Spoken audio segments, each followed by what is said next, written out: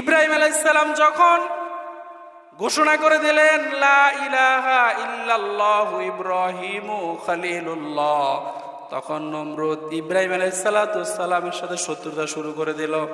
ইব্রাহিম আলাইহিস সালামকে নিষেধ করলেন, কিন্তু তিনি কোনোভাবেই তার পথ থেকে সরে আসে না।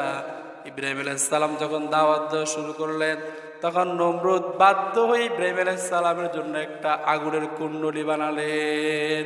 বিশাল আকারের একটি আগুনের কুণ্ডলী বানালেন, চুলা বানালেন। এটা এত গরম, এটার কাছে কোনো মানুষ ঘেঁষতে পারে না।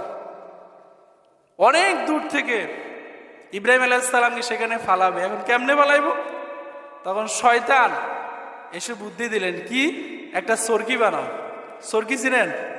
এই যে খড় দিয়ে আপনারা যে খেরের ফাড়া বানান, আপনারা কি বলেন? আমাদেরও দিয়ে খেরের হারা কয়, আপনারা কি বলেন?